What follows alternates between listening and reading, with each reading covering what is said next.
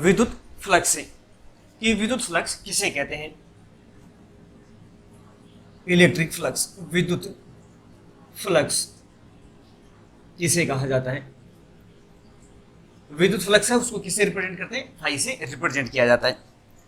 विद्युत फ्लक्स का मतलब है कि आपके पास कोई एक इलेक्ट्रिक फील्ड है या विद्युत क्षेत्र है, उस विद्युत क्षेत्र के भीतर यदि अपन कोई एक पृष्ठ रखें और उस पृष्ठ के अंदर से जितनी बल रेखाएं जो गुजरती हैं और वो कैसी होनी चाहिए, उस पृष्ठ के लंबवत होनी चाहिए, तो उन बल रेखाओं की जो संख्या है उस संख्या को ही क्या कहा जाता है, विद्युत फ्लक्स कहा जाता है। कि मान लिया कि अपने पास ये इलेक्ट्रिक फील्ड है एक, जिसकी जो इंटेंसिटी है, तीव्रता है, वो कितनी है, ई है अपने पास। ये ई तीव्रता का क्या है, एक विद्युत क्षेत्र है। इस विद्युत क्षेत्र के अंदर अपन कोई एक पृष्ठ है, ये मान लिया एक पृष्ठ है जिसको इसके अंदर रखा गया है। तो अब इस पृष्ठ के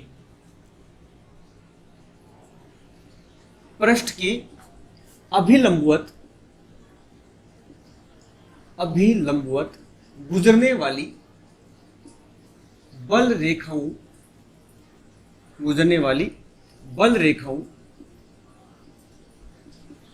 की संख्या को विद्युत फ्लक्स कहते हैं। विद्युत फ्लक्स कहते हैं मतलब कि विद्युत फ्लक्स क्या है, जो अपन ने पृष्ठ विद्युत क्षेत्र के अंदर रखा है उसके लंबवत गुजरने वाली जो बल रेखाएं हैं उनको अपन ने क्या कहा है, विद्युत फ्लक्स कहा है। जैसे फॉर एग्जांपल कि अपने पास मान लीजिए कि ये एक पृष्ठ है, इस पृष्ठ को अपने को कहां रखना है, विद्युत क्षेत्र के अंदर रखना है। तो मान लीजिए कि इस तरह से ये अपने पास क्या जा रही है, विद्युत बल रेखाएं जा रही है। अब ये जो बल रेखाएं जा रही है इसके अंदर अपने को इस पृष्ठ को रखना है, तो ये इस तरह से पृष्ठ रखा गया है। तो अब अपन क्या देख रहे हैं कि जैसे ये मान लो कि ये एक पृष्ठ है और इस पृष्ठ के अंदर से जैसे ये बल रेखाएं यूं जा रही है, ऐसे इधर से जा रही है और उधर निकल रही है। तो इस का जो ये जो पृष्ठ का क्षेत्रफल है, इस क्षेत्रफल की कैसी लंबवत डायरेक्शन के अंदर, या जैसे यूं देख लें कि ये आपका पृष्ठ है, इस पृष्ठ के लंबवत ये जो गुजरने वाली बल रेखाएं हैं इस तरह से, उन बल रेखाओं की जो संख्या है वो कैसी होगी, क्या कहलाएगी, विद्युत फ्लक्स कहलाएगी। तो अब यदि अपन कहें कि ये मान लीजिए ये विद्युत क्षेत्र की डायरेक्शन है, इसके अंदर ये एक पृष्ठ रखा गया है, इस पृष्ठ को अब इस कंडीशन में देखें जितनी भी बल रेखाएं पीछे से आएंगी वो यहाँ से क्या कर रही है, पास हो रही है, मैक्सिमम बल रेखाएं यहाँ से निकल रही है। अब जैसे जैसे इस पृष्ठ को यूं घुमाएंगे, घुमाने पर क्या होगा, धीरे धीरे बल रेखाओं की संख्या क्या होती जाएगी, कम होती जाएगी। और जब इस स्थिति में होगा तलिए, तो अब यहां से कोई भी बल रेखा इस पृष्ठ के भीतर से नहीं गुजरेगी। तो अपन कहेंगे कि फ्लक्स का जो मान है वो कितना हो गया, 0 हो गया। फिर अपन धीरे धीरे इस पृष्ठ को वापस घुमाएंगे, फिर बल रेखाओं की संख्या बढ़ेगी, तो इस तरह से ये अब अधिकतम होगा। उसके बाद फिर अपने और घुमाया, इस तरह से घुमाते इसको फिर इस तरह से घुमा दिया, तो इस तरह से ये वापस बल रेखाओं की संख्या कितनी होगी, 0 हो गई। फिर उसके बाद वापस घूमते अपने प्रारंभिक स्थिति में आ गए, तो यहाँ पर वापस बल रेखाओं की संख्या क्या होगी, अधिकतम होगी। तो इस तरह से अपन देख रहे हैं कि जब अपन इस पृष्ठ को इस इलेक्ट्रिक फील्ड के अंदर पूरा एक चक्कर लगाया, तो 2 बार जो बल रेखाओं की संख्या है वो क्या हो रही है, अधिकतम हो रही है, और 2 बार बल रेखाओं की संख्या क्या हो रही है, न्यूनतम हो रही है। तो गुजरने वाले जो फ्लक्स की मात्रा है, जैसे जैसे ये पृष्ठ जो है इस इलेक्ट्रिक फील्ड से घूमता जाएगा, ऐसे अलग अलग कोण के ऊपर यदि घूमता जाएगा, तो अपने को देख में क्या आ रहा है कि बल रेखाओं की संख्या में क्या हो रहा है, लगातार परिवर्तन हो रहा है। मिनिमम से कहां जा रही है, बल रेखाओं की संख्या मैक्सिमम जा रही है। तो इस तरह से अपने पास यहां पर अब बात आ रही है, एक शब्द क्या है, पृष्ठ के अभिलंबवत। पृष्ठ के अभिलंबवत का मतलब कि अपने जो ये पृष्ठ लिया गया है, इस पृष्ठ का जो क्षेत्रफल सदिश है, क्षेत्रफल सदिश, ये जो है क्षेत्रफल सदिश की जो डायरेक्शन है वो कैसी होनी चाहिए, लंबवत होनी चाहिए। पृष्ठ की कैसी हुई, लंबवत सदिश एक तरह से। तो अब अपन क्षेत्रफल जो सदिश है, क्षेत्रफल आगे क्या लेंगे, सदिश नामक क्षेत्रफल जो है उसको अपन क्या ले रहे हैं, सदिश राशि वेक्टर क्वांटिटी के रूप में इसको क्या ले रहे हैं, काम में लिया जाता है। तो अब यहां से अपन देखेंगे कि ये अपने कोई पृष्ठ लिया, ये कैसा भी हो सकता है पृष्ठ, समतल पृष्ठ हो सकता है, आयताकार हो सकता है, वर्ताकार हो सकता है, किसी भी प्रकार का क्या हो सकता है, ये पृष्ठ हो सकता है जिसको अपन क्या रख रहे हैं, विद्युत क्षेत्र के अंदर रख रहे हैं। तो अब मान लिया कि इस पृष्ठ का ये इसमें छोटा सा क्या ले लिया, एक अल्पांश ले लिया, अल्प क्षेत्रफल, ये एक अल्पांश क्षेत्रफल है, अल्पांश क्षेत्रफल जिसका क्षेत्रफल अपने कितना मान लिया, ds। और इस क्षेत्रफल सदिश की जो ये ds अल्पांश क्षेत्रफल लिया है, ये मान लो कि इस इलेक्ट्रिक फील्ड की जो डायरेक्शन है, इस डायरेक्शन से कितने डिग्री कोण पे है, थीटा डिग्री कोण पे। ये क्षेत्रफल सदिश की डायरेक्शन है। ये जो क्षेत्रफल सदिश की डायरेक्शन है, ये पृष्ठ के कैसी है, लंबवत है, पृष्ठ की कैसी है, लंबवत। और विद्युत क्षेत्र की दिशा से कितना डिग्री कोण को बना रही है, थीटा डिग्री अपने पास कोण ये लिया गया है। तो अब इस अल्पांश से गुजरने वाला जो फ्लक्स होगा उसको अपन रिप्रेजेंट करेंगे किससे, डी फाई से रिप्रेजेंट किया जाएगा। तो डी फाई की जो वैल्यू होगी, यह अल्पांश से गुजरने वाले फ्लक्स की जो मात्रा होगी, वो इस अल्पांश के ऊपर विद्युत क्षेत्र और इस अल्पांश का क्षेत्रफल ds, इन दोनों के कैसे गुणनफल के बराबर होगी, अदिश गुणनफल के बराबर होती है। इसका मतलब देखो, विद्युत क्षेत्र कैसी राशि है, सदिश राशि। जो क्षेत्रफल सदिश है वो भी कैसी राशि होती है, सदिश राशि। और अभी अपन ने कहा कि फ्लक्स क्या है, गुजरने वाली बल रेखाओं की संख्या, एक नंबर है, और नंबर जो है वो कैसी राशि है, ये अदिश राशि है। तो इसका मतलब कि दो सदिश राशियों का कैसा गुणनफल होगा, अदिश गुणनफल होगा। तो अपने को क्या राशि प्राप्त होगी, अदिश राशि प्राप्त होगी यहां पर। तो अब यदि अपन डॉट को यहां से हटाते हैं तो डी फाइव बराबर ई इंटू डी एस, ए का परिमाण, विद्युत क्षेत्र का परिमाण, क्षेत्रफल का परिमाण, इंटू इंटू कितना हो जाएगा, कोस थीटा हो जाएगा। जहां थीटा क्या है, क्षेत्रफल सदिश की डायरेक्शन, कहां से, विद्युत क्षेत्र की दिशा से। मतलब क्षेत्रफल सदिश और विद्युत क्षेत्र के बीच में बनने वाला क्या है, ये एक कोण है थीटा। तो अब इस तरह से यहां पर भी तो अपन क्या देख रहे हैं कि देखो फ्लक्स की जो मात्रा है वो किस पर डिपेंड कर रही है, विद्युत क्षेत्र की तीव्रता, क्षेत्रफल सदिश और थीटा कोण के ऊपर क्या कर रही है, निर्भर कर रही है। कि यदि ई विद्युत क्षेत्र परिवर्तित होगा तो फ्लक्स की मात्रा परिवर्तित होगी, क्षेत्रफल सदिश चेंज करोगे तो भी विद्युत फ्लक्स की मात्रा चेंज होगी।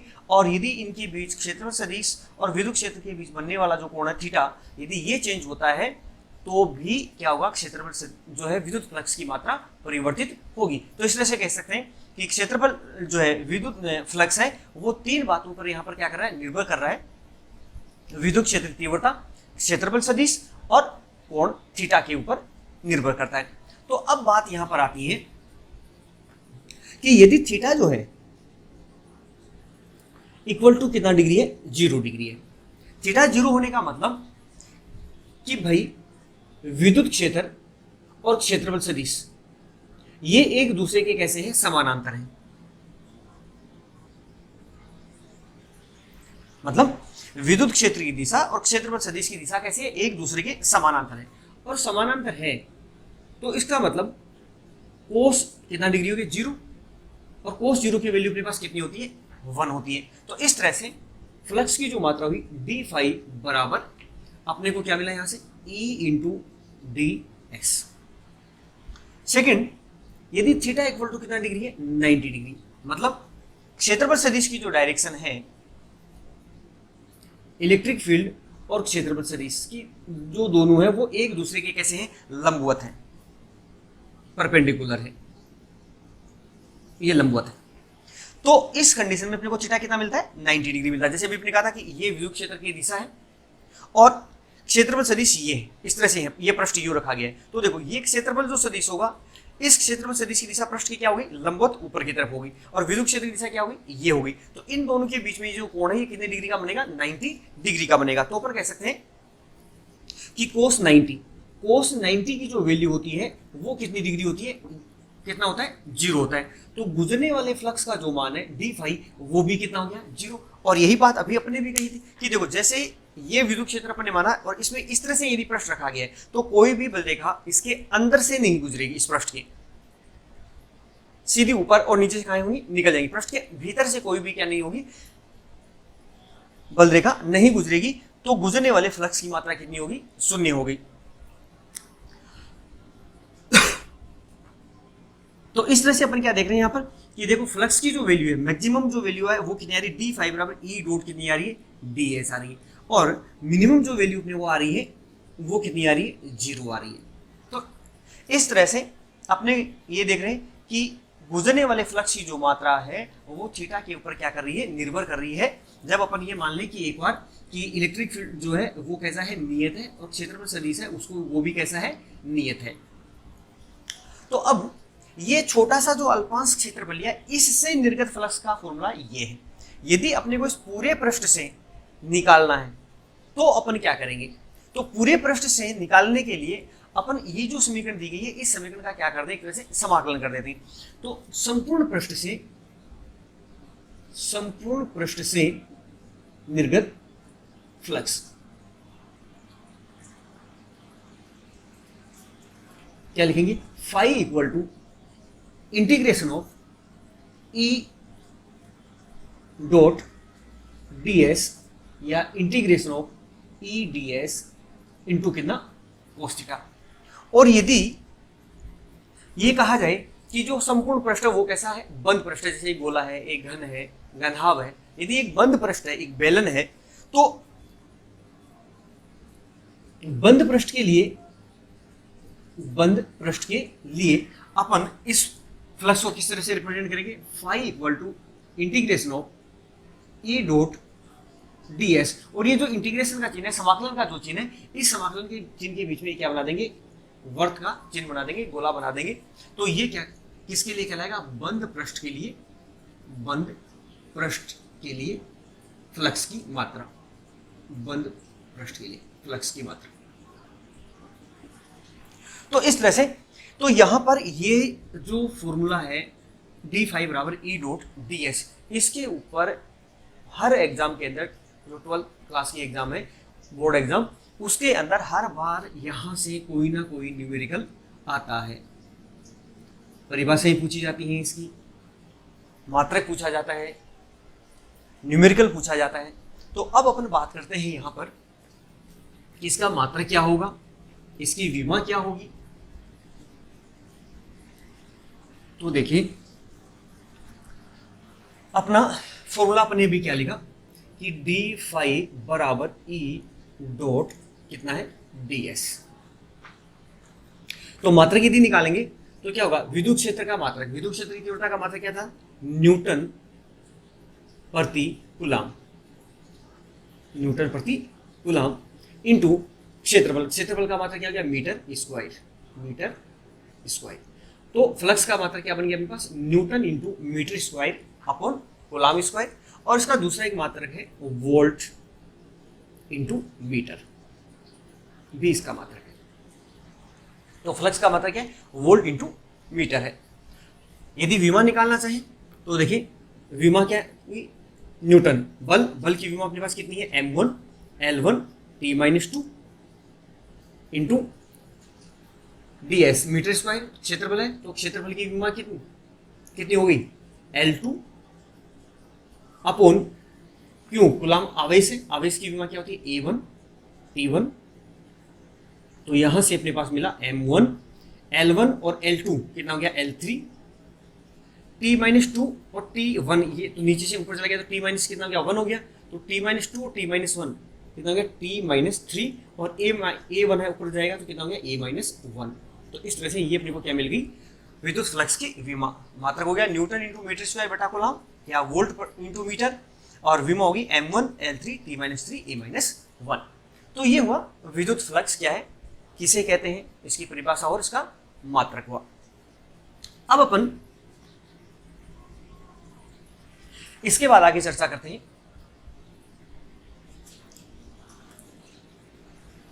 आवेशों का सतत वितरण, आवेशों का सतत वितरण। आवेशों का सतत वितरण का मतलब क्या है? पिछले चैप्टर में अपन ने क्या एक बात कही कि कोई दो आवेश है, एक आवेश है Q1 है, दूसरा आवेश कितना है Q2 है, और ये एक दूसरे से किसी दूरी पर रखे गए। तो ये जो दोनों आवेश हैं ये कितनी भी दूरी पर रखे हुए हैं, तो ये अलग अलग है, डिस्क्रीट है, एक तरह से विविक्त है। तो इस प्रकार का जो ये आवेशों का जो ये वितरण है इसको बोलते हैं विविक्त, अलग अलग डिस्क्रीट के रूप में। यदि इन आवेशों के बीच की डिस्टेंस सूक्ष्म हो जाए, अति अल्प हो जाए, मतलब पास पास हो जाएगी, इस तरह से ये पास पास इस तरह से यदि उपस्थित हो जाए, तो अपन कहेंगे कि ये आवेशों का जो वितरण है ये कैसा है? सतत वितरण है। मतलब आवेशों के बीच की जो डिस्टेंस है वो क्या होनी चाहिए? अति अल्प होनी चाहिए। तो उसको अपन क्या कहेंगे? आवेशों का सतत वितरण कहा जाएगा। अब ये जो आवेशों का वितरण होगा ये कितने प्रकार का होगा? तो आवेशों का जो वितरण है वो मुख्य रूप से कितने प्रकार का है? 3 प्रकार का है। कौन कौन सा है उसकी अपन बात करते हैं। तो अब अपन आगे बात करते हैं रेखीय आवेश वितरण, पृष्ठ आवेश वितरण और आयतन आवेश वितरण।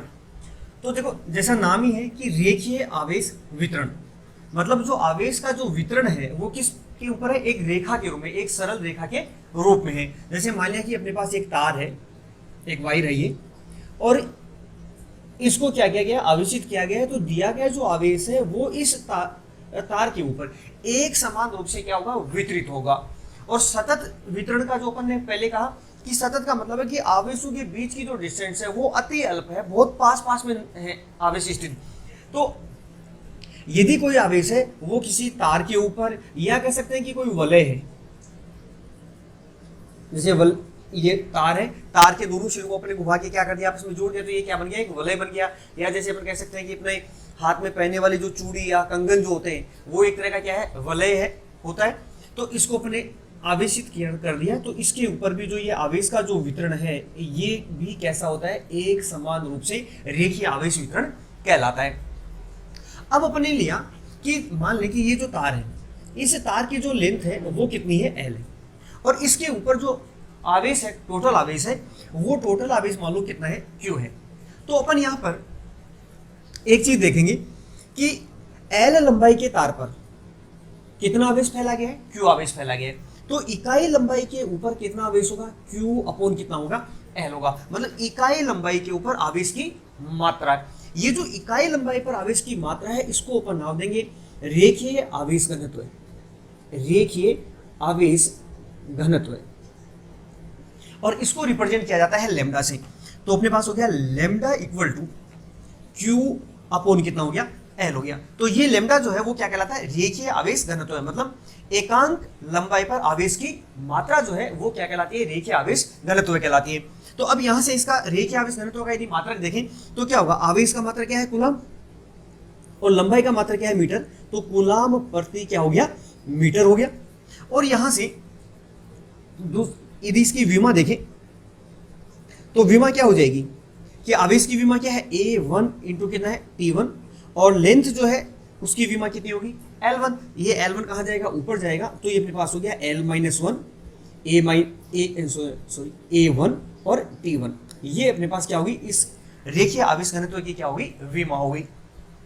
तो इस तरह से रेखीय आवेश वितरण क्या किसे कहा अपन?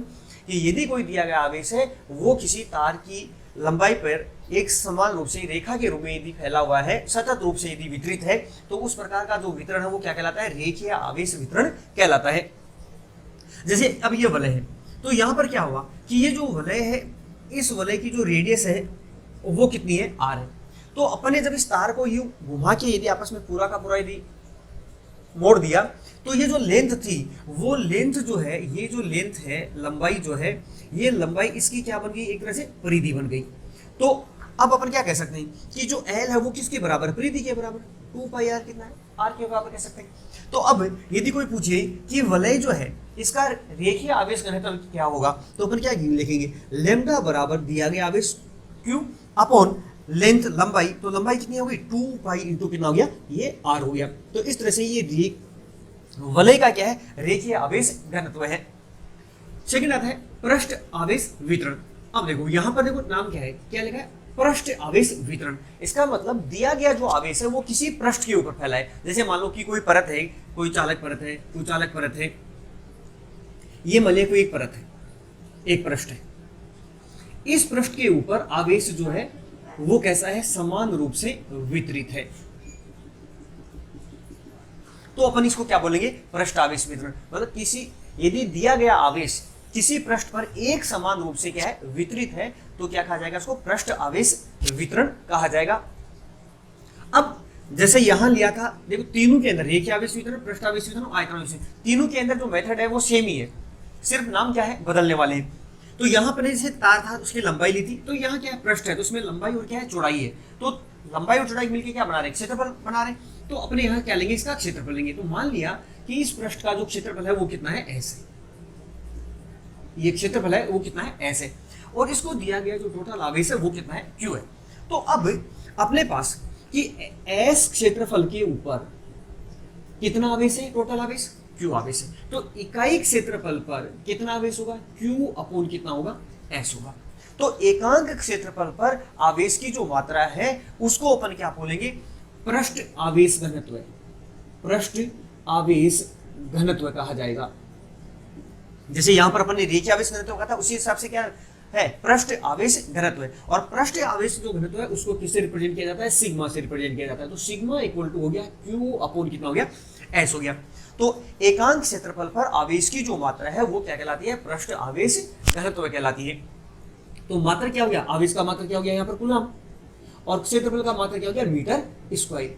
तो पृष्ठ आवेश घनत्व का मात्रा क्या हो गया, कूलम प्रति मीटर स्क्वायर हो गया। यदि विमा निकालने चाहते हैं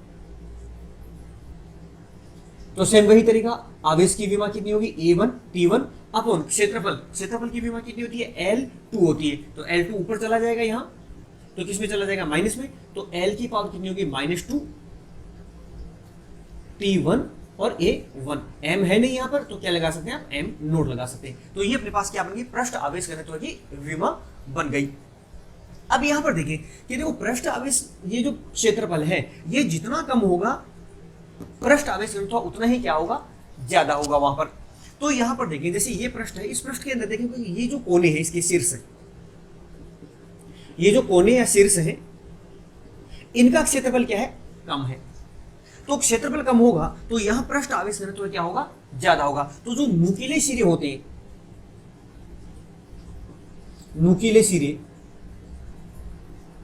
नुकीले सिरों पर सिग्मा का जो मान है अधिक होता है, पृष्ठ आवेश घनत्व अधिक होता है। कारण क्योंकि यहां जो क्षेत्रफल है वो क्या होता है, कम होता है, और क्षेत्रफल कम होने से पृष्ठ आवेश घनत्व क्या हो जाता है, यहां पर बढ़ जाता है। तो जो भी न्यूक्लियर वस्तुएं होती हैं उनके जो सिरे हैं वहां पर क्या होता है, पृष्ठ आवेश घनत्व क्या है, वो ज्यादा होता है। तीसरा है आयतन आवेश वितरण। तो देखो यहां जो है क्या दिया गया है कि आवेश का जो वितरण है वो किसके अंदर है, एक आयतन के अंदर है। मतलब कि जैसे अपन कह सकते हैं कि ये गोला है, ये कोई गोला है, स्फीयर जो है, या कोई क्यूब है, घन है, ये कोई घन है। तो इनका क्या है, आयतन है। तो इनको जब आवेशित किया जाएगा तो यहां दिया गया जो आवेश होगा वो कहां फैलेगा, इनके ऊपर समान रूप से क्या हो जाएगा, फैल जाएगा। तो मान लिया कि ये कोई चालक गोला है, तो इसके ऊपर दिया गया आवेश कहां फैल गया, इसके संपूर्ण पृष्ठ के ऊपर फैल गया, संपूर्ण आयतन के अंदर फैल गया। तो अब मान लिया कि इस गोले का जो आयतन है वो कितना है, V है, आयतन कितना है, V, और दिया गया जो आवेश है वो कितना है, Q है। तो दिया गया जो आवेश है वो कहां फैला है, इसके संपूर्ण आयतन के अंदर फैल गया है। अब संपूर्ण आयतन के अंदर यदि फैला गया है तो या और अंदर और दिखा देते हैं इसको, तो ये संपूर्ण आयतन में फैला गया है। तो यहां पर अपन क्या लिखेंगे कि V आयतन के अंदर कुल आवेश की मात्रा कितनी है, Q। तो एकांक आयतन में कुल आवेश की मात्रा कितनी होगी, Q अपॉन कितना हो गया, V। तो एकांक आयतन में उपस्थित जो आवेश की मात्रा है वो क्या कहलाएगी, आयतन आवेश घनत्व है। जैसे यहाँ क्या कहा, पृष्ठ आवेश घनत्व है, तो उसी प्रकार से यहाँ पर इसको कहेंगे आयतन आवेश घनत्व। आयतन आवेश घनत्व है उसको किससे रिप्रेजेंट किया जाता है, रो से रिप्रेजेंट किया जाता है। तो रो इक्वल टू हो गया Q अपॉन कितना हो गया, V हो गया। तो एकांक आयतन में उपस्थित आवेश की जो मात्रा है वो क्या कहलाती है? आयतन आवेश घनत्व कहलाती है। तो आयतन आवेश घनत्व का मात्रा यदि निकालेंगे तो ये बन गया कूलाम प्रति, आयतन का मात्रा क्या होता है? मीटर क्यूब, तो कूलाम प्रति मीटर क्यूब। विमा यदि निकालेंगे तो ये हो गया A1 T1 आवेश की विमा, और आयतन की जो विमा होती है वो कितनी होगी? L3 होगी। L3 को क्या लेके जाएंगे? ऊपर लेके जाएंगे, तो ये हो गया L3 A1 और T1। L3 किसका हो गया? माइनस का, ऊपर चला गया। L3 प्लस का है, नीचे ऊपर जाएगा तो किसमें चला जाएगा? माइनस में। तो L-3 A1 और T1 ये क्या होगी? आयतन जो आवेश घनत्व है उसकी क्या हो गया? विमा हुई। तो अब अपन आगे बात करते हैं कि जो रेखीय आवेश वितरण है, आयतन आवेश वितरण है, पृष्ठ आवेश वितरण है, उनके कारण r दूरी के ऊपर यदि कोई अपन यदि आवेश रखें तो उसके ऊपर कितना फोर्स लगेगा, वहां पर विद्युत क्षेत्र की तीव्रता कितनी होगी। तो रेखीय आवेश वितरण के अंदर पर लेते हैं कि मान लिया कि ये अपने पास एक क्या है? तार है। इस तार के ऊपर कितना आवेश है? Q आवेश है।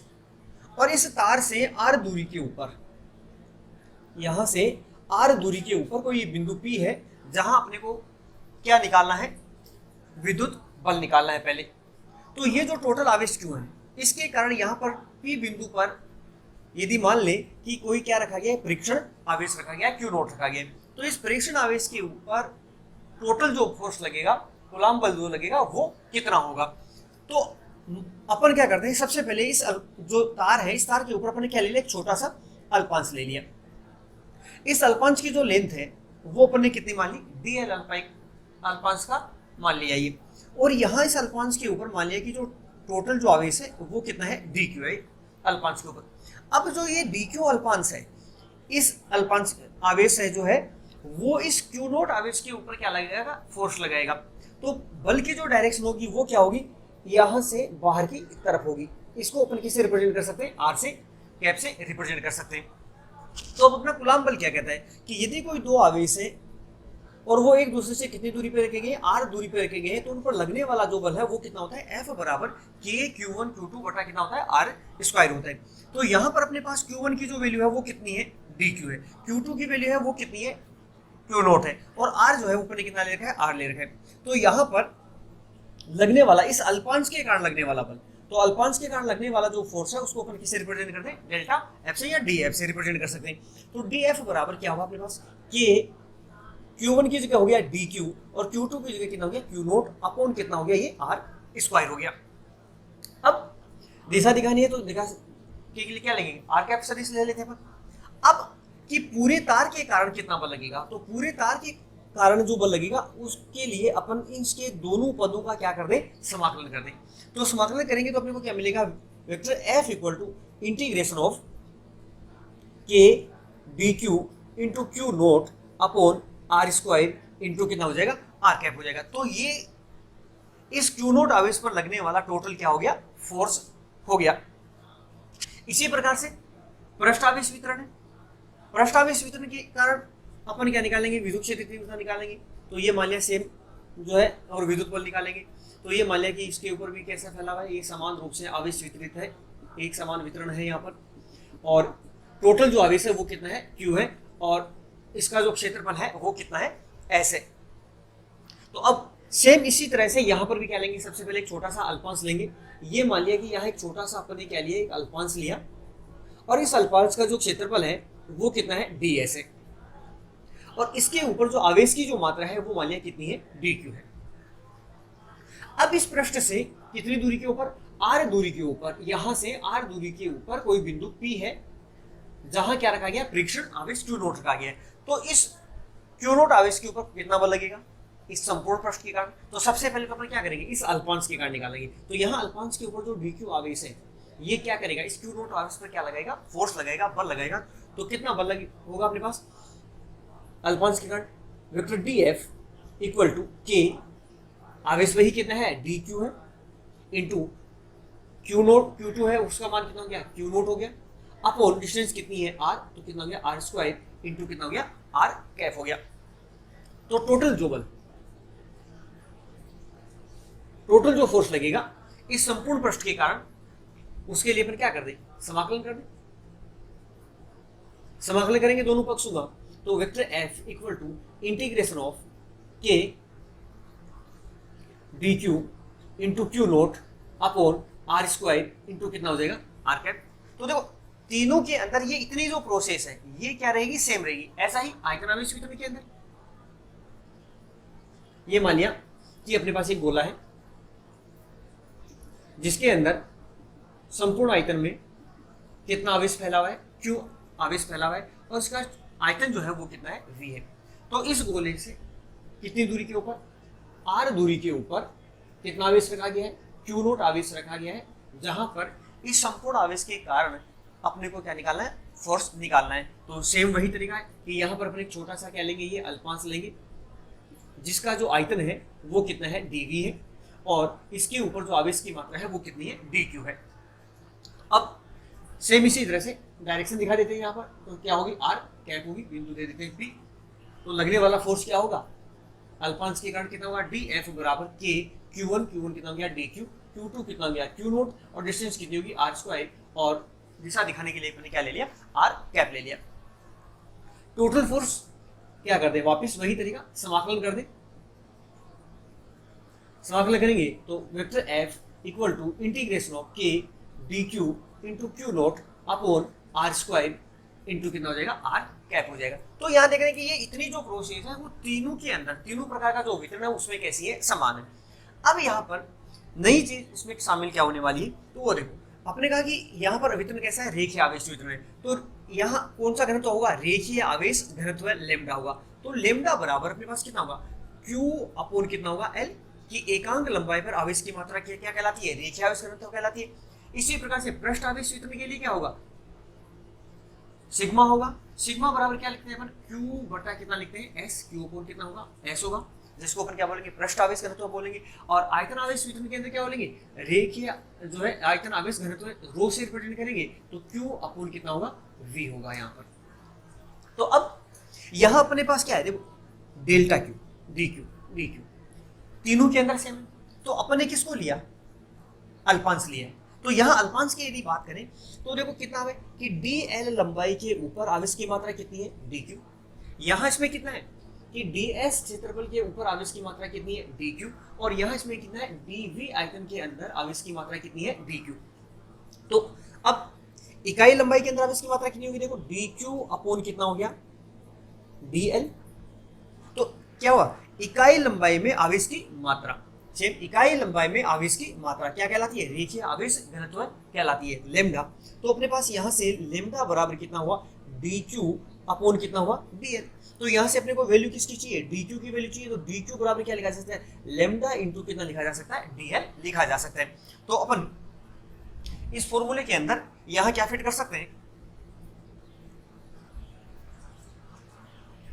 कि f equal to integration of k, और dq की जगह अपन क्या लिखेंगे, लेमडा इंटू कितना, dl, लेमडा इंटू कितना, dl into Q naught upon कितना हो जाएगा, r स्क्वायर इंटू कितना हो जाएगा, r कैप हो जाएगा। तो अब यहां से अपन देखो k कांस्टेंट है, लेमडा जो है वो कांस्टेंट है, और क्यू नोट है वो क्या है, कांस्टेंट है। तो इनको सबको क्या निकाल लेंगे, बाहर निकाल लेंगे यहाँ से।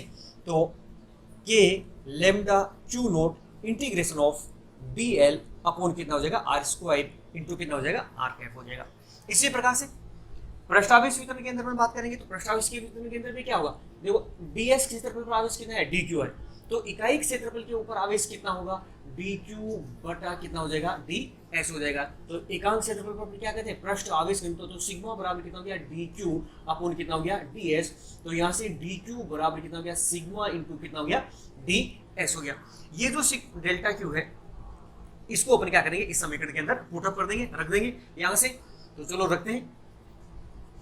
तो f equal to vector f equal to integration of k dq की जगह पर लेगा सिग्मा इंटू कितना, ds upon are square into Q naught और कितना, आर कैप। यहां से कांस्टेंट है उनको बाहर निकाल लें। तो vector f equal to integration of k constant, sigma constant और q naught constant, q naught constant हो गया, और इंटीग्रेशन ऑफ क्या बच गया अपने पास, ds upon are square into कितना हो गया, आर कैप हो गया। तो इस तरह से अपन ने इस संपूर्ण पृष्ठ के कारण क्यू नोट आवेश के ऊपर जो टोटल फोर्स लगेगा वो अपन कितना निकाला, F इक्वल टू के सिग्मा क्यू नोट समाकलन डी एस अपॉन कितना आर स्क्वायर इंटू कितना हो गया, आर कैप हो गया। अब आयतन आवेश वितरण के अंदर कितना हुआ कि डीवी आयतन के अंदर कितना आवेश है, डी क्यू आवेश, तो इकाई आयतन के अंदर कितना है, डी क्यू अपॉन कितना है, डी एस डीवी है। तो इकाई आयतन में आवेश की मात्रा क्या कहलाएगी, पृष्ठ आयतन आवेश घनत्व है। आयतन आवेश घनत्व को अपने किससे लिखा, रो से, तो ये अपने पास हो गया रो, तो अपने को क्या मिला, D Q equal to rho into क्या मिला, डीवी मिला। अब ये डी क्यू की जो वैल्यू है वो अपन क्या करें, इस फॉर्मूले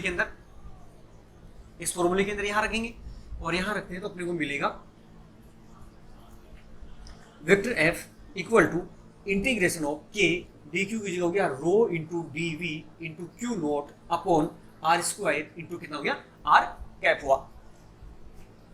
कांस्टेंट को बाहर निकालिए, वही के रो और क्यू नोट क्या है, कांस्टेंट है, तो vector F equal to K rho into Q naught और integration of D we upon are square into कितना हो गया, आर कैप हो गया। तो इस तरह से अपन ने तीनों प्रकार का जो वितरण है उस वितरण के कारण किसी आर दूरी के ऊपर लगने वाला जो क्या निकाला, टोटल फोर्स निकाला। अब इसी की सहायता से अपन क्या निकाल सकते हैं कि भाई इस बिंदु P है, ये जो बिंदु P अपन ने लिया है तीनों के अंदर, इस बिंदु P पर इलेक्ट्रिक फील्ड क्या होगा, विद्युत क्षेत्र की तीव्रता क्या होगी, ये अपने को क्या करनी है, कैलकुलेट करनी है। यहाँ सभी जगह पर तीव्रता निकालनी है। तो तीव्रता का फॉर्मूला क्या था अपने पास,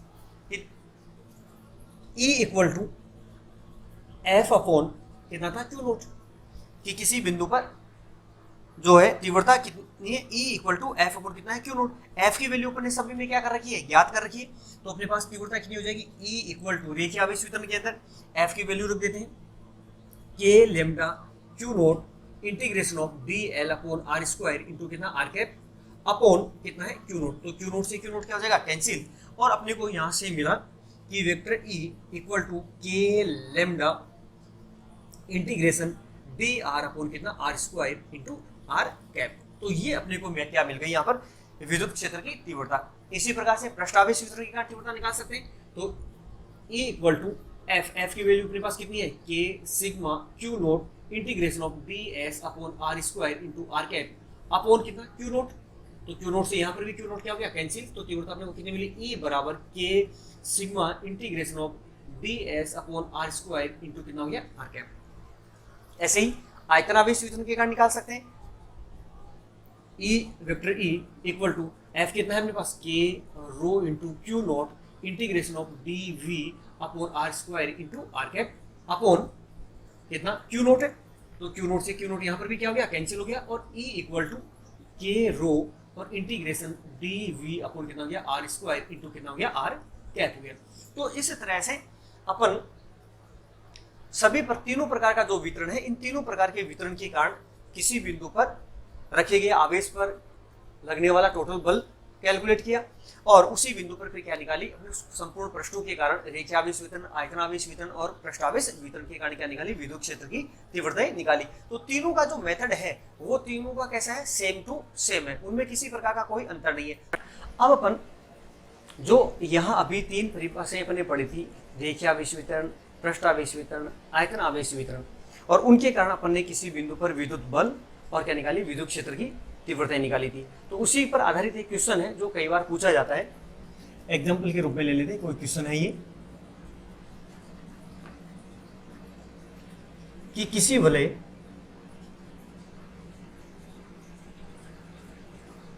की अक्ष अक्ष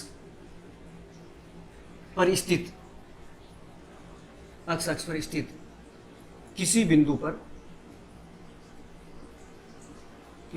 पर विद्युत क्षेत्र की तीव्रता ज्ञात करो जो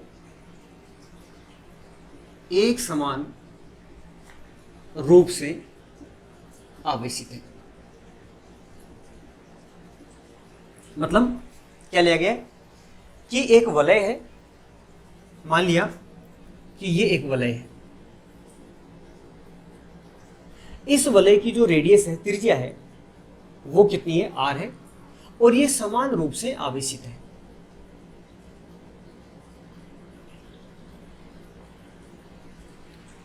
अभी अपने पहले बताया वलय या रिंग जो चूड़ी की तरह है, तो उसको अपने यहां दिखाए हैं, जिसकी रेडियस कितनी है r है। और क्या कहा है, वलय की अक्ष अक्ष पर, तो ये मान लिया कि ये वलय की अक्ष अक्ष है पर स्थित किसी बिंदु पर। तो मान लिया कि वलय का जो केंद्र है O है और इस केंद्र O से अक्ष दूरी पर कोई बिंदु क्या है, P है, जहां अपने को क्या करनी है, विद्युत क्षेत्र की तीव्रता ज्ञात करनी है। तो अभी जो अपन ने सेम पीछे जो टॉपिक पढ़ा था उसी का क्या करेंगे अपने यहाँ यूज करने वाले। देखिए क्या लिया, वलय है, तो इसका मतलब इसके ऊपर जो आवेश का वितरण है वो कैसा है, रेखीय आवेश वितरण। कैसा है, रेखीय आवेश वितरण है, रेखीय आवेश वितरण। तो इसका मतलब इसके ऊपर, वलय के ऊपर जो आवेश है, टोटल आवेश अपन ने कितना वितरित मान लिया, Q आवेश वितरित मान लिया। तो इसके ऊपर कौन सा घनत्व होगा, रेखीय आवेश घनत्व होगा। तो रेखीय आवेश घनत्व को अपन किससे लिखते हैं, लैम्डा से। तो यहाँ से लैम्डा की वैल्यू क्या मिली अपने को, लैम्डा बराबर टोटल आवेश कितना है, Q अपॉन लेंथ। लेंथ कितनी है इसकी, ये जो है लेंथ, अभी अपने कहा था कि L जो है इसकी पूरी जो लेंथ है वो कितनी है, उसकी परिधि है 2 पाई r है। तो क्या लिख सकते हैं, 2 पाई इंटू कितना लिखा जा सकता है, r लिखा जा सकता है।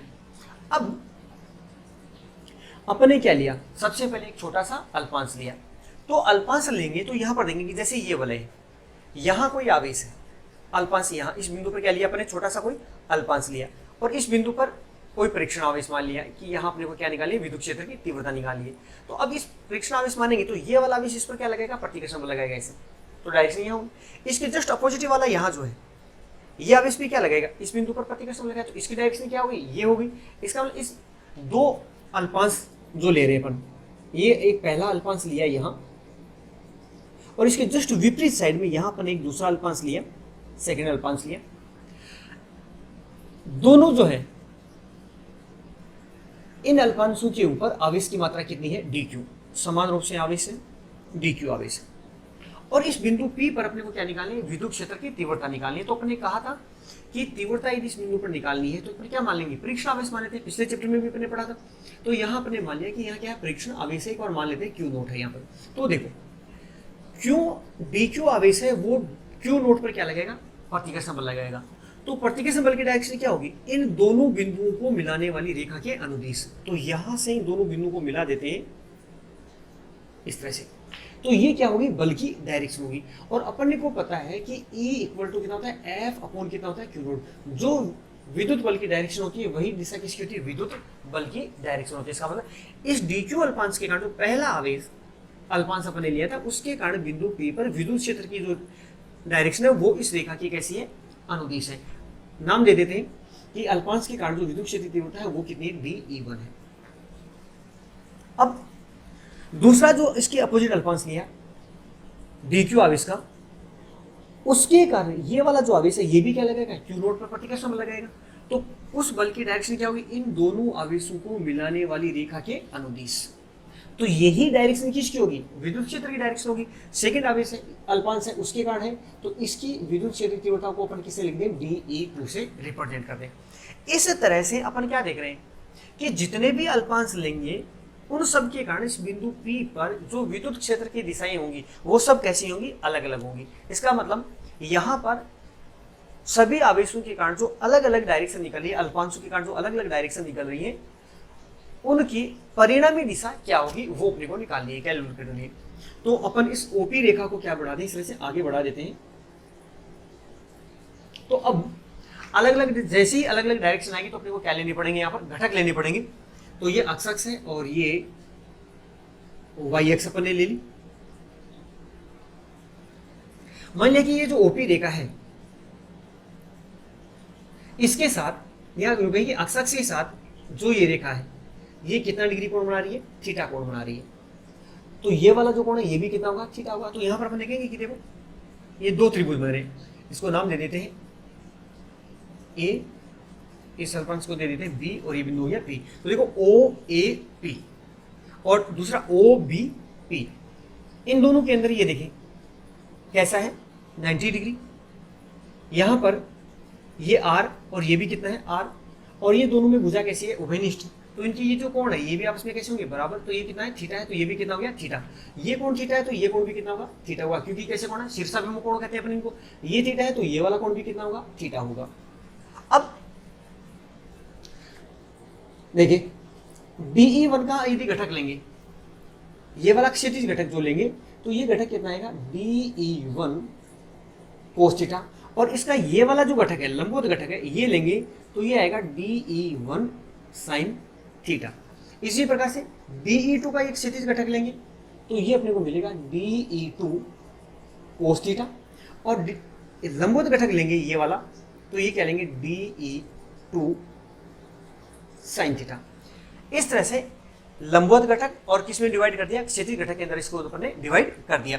अब बात आती है कि भाई DE1 और DE2 की जो वैल्यू है वो कितनी होगी।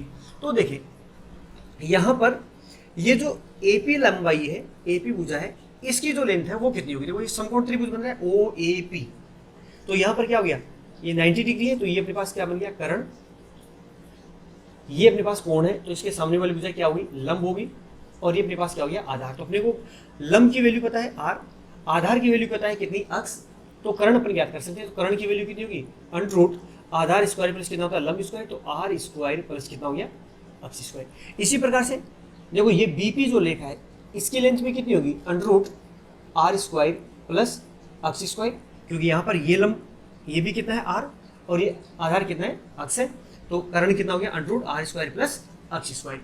तो अब A पर जो स्थित आवेश है, A पर जो स्थित आवेश है DQ, उसके कारण बिंदु P पर तीव्रता अपन ने कितनी मानी DE1, तो फॉर्मूला अपने पास कितना होगा DE1 बराबर क्या लिखेंगे इसको, क्या फॉर्मूला होता है अपने पास कि तीव्रता का फॉर्मूला E बराबर KQ बटा कितना होता है R स्क्वायर होता है।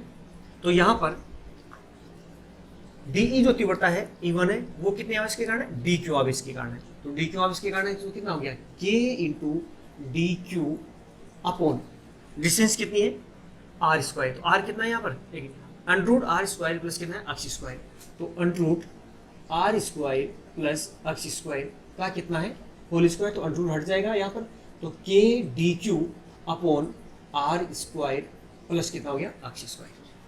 तो ये A पर स्थित जो आवेश है DQ उसके कारण बिंदु P पर तीव्रता कितनी होगी DE बराबर K DQ बटा R स्क्वायर प्लस अक्ष स्क्वायर होगी।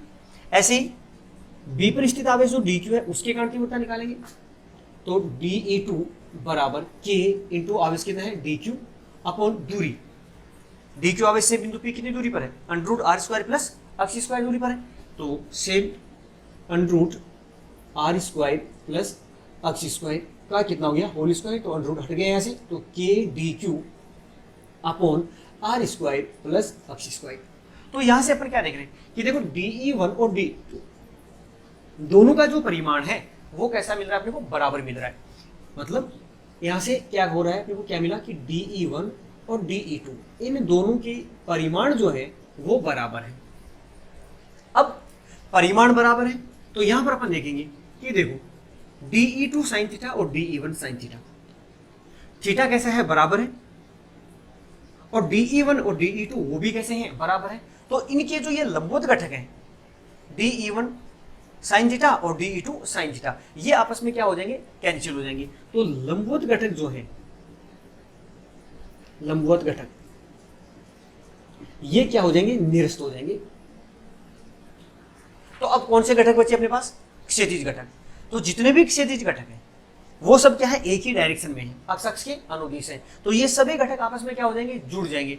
तो इस बिंदु P पर परिणामी जो तीव्रता होगी वो इस अक्ष की कैसी होगी अनुदिश होगी। तो अब टोटल जो तीव्रता होगी वो कितनी होगी बिंदु P पर कुल तीव्रता तो अपन क्या करेंगे कुल तीव्रता E बराबर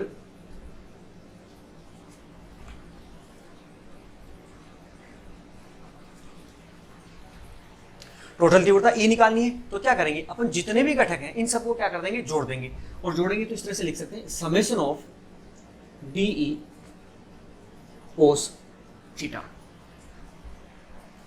जहां डीई की वैल्यू कितनी है, DE1, DE2, DE3, मतलब जितने भी अल्पांश लेंगे पर सभी अल्पांश जो ले रहे हैं उन सभी अल्पांशों के कारण है ये। तो वैल्यू रखेंगे यहाँ पर डीई की, तो डीई की वैल्यू के पास कितनी होगी, K D Q upon are square plus अक्ष स्क्वायर इंटू कितना हो गया, कोस थीटा। तो यहां से कोस थीटा की वैल्यू निकालते हैं। कोस थीटा की यदि वैल्यू निकालते हैं तो देखो क्या मिलता है अपने को, कोस थीटा बराबर अपने पास क्या होता है, आधार बटा कर्ण, आधार बटा कर्ण। तो देखो ये थीटा है, थीटा के सामने वाली भुजा क्या हो गई, लंब, ये 90 डिग्री, ये तो कर्ण हो गया, और ये क्या हो गया, आधार। तो कोस थीटा बराबर आधार, आधार कितना है, अक्ष, अक्ष बटा कर्ण कितना है, अंडरूट आर स्क्वायर प्लस अक्ष स्क्वायर, तो अंडरूट आर स्क्वायर प्लस अक्ष स्क्वायर। तो कोस थीटा की वैल्यू वहां रख दें अपन, और यदि यहां रखते हैं तो अपने को क्या मिलेगा, E equal to summation of k D Q upon are square plus अक्ष स्क्वायर इंटू कोस थीटा की वैल्यू रखेंगे तो अक्ष बटा अंडरूट आर स्क्वायर प्लस अक्ष स्क्वायर। तो देखें हर में जो है आर स्क्वायर प्लस अक्ष स्क्वायर की पावर कितनी है, 1, आर स्क्वायर प्लस अक्ष स्क्वायर की पावर कितनी है, 1/2। तो जोड़ेंगे तो कितनी होगी total, summation of k into D Q into अक्ष अपॉन आर स्क्वायर प्लस अक्ष स्क्वायर की पावर कितना हो गया, 3/2, क्योंकि यहाँ इसकी पावर कितनी है, 1 यहाँ, तो अपन ने पढ़ा कि अक्ष की घात n इंटू अक्ष की घात n बराबर कितना होता है, अक्ष की घात m प्लस कितना होता है n। आधार समान होता है तो घातें क्या हो जाती हैं, जुड़ जाती हैं। तो अब यहां से देखें k into D Q into कितना है, अक्ष बटा underroot sorry R square plus अक्ष स्क्वायर की घात कितना है, 3/2 अपने को मिला। तो अब यहां से यदि अपन रेखीय आवेश घनत्व की यदि वैल्यू निकालें, या इसमें से जो कॉमन है उसको अपन क्या निकाल दें, बाहर निकालें, तो पहले निकाल लेते हैं इसको। तो E equal to K constant है उसको बाहर निकालें, समेशन डी क्यू इंटू अक्स अपॉन आर स्क्वायर प्लस अक्स स्क्वायर की पावर कितना है, 3/2। अब यहां पर देखें अक्ष जो है वो क्या है, अपन ने जो दूरी ली गई है वो दूरी भी कैसी है, निश्चित है। तो अक्ष को भी अपन क्या निकाल सकते हैं, बाहर निकाल सकते हैं। तो अक्ष को भी अपन ने क्या निकाली है, यहाँ पर बाहर निकाली है, तो k इंटू कितना बन गया, अक्ष बन गया। अब अपने पास क्या मिला यहाँ पर, समेशन ऑफ डी क्यू बटा आर स्क्वायर प्लस अक्ष स्क्वायर की पावर 3/2। तो आर स्क्वायर प्लस अक्ष स्क्वायर, आर क्या है, त्रिज्या, अक्ष क्या है, डिस्टेंस, जो अपन ने ली है ये भी कैसी है, फिक्स है, तो इसको भी अपन क्या निकालेंगे, बाहर निकालेंगे। तो E इक्वल टू के अक्ष बटा आर स्क्वायर प्लस अक्ष स्क्वायर की घात कितना, 3/2, और समेशन ऑफ कितना, डी क्यू। डी क्यू क्या अल्पांश का लिया था और समेशन लगे, इसका मतलब पूरे इस वलय का है। तो पूरे वलय के ऊपर आवेश कितना माना, क्यू माना अपने माना, इसका मतलब समेशन ऑफ डी क्यू जो है उसकी वैल्यू अपने पास कितनी है, क्यू है। तो वैल्यू रखेंगे यहाँ पर, तो अपने को मिला यहां से, यहां लिख देता हूं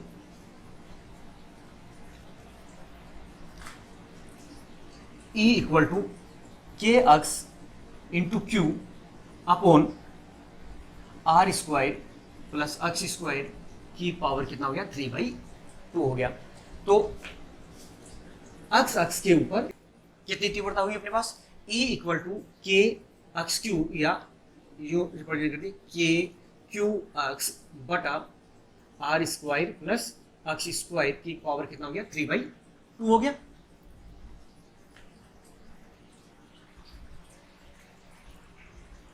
तो अपने को यहां से मिला के क्यू अक्स बटा आर स्क्वायर प्लस अक्ष स्क्वायर की पावर कितना हो गया, 3/2 हो गया।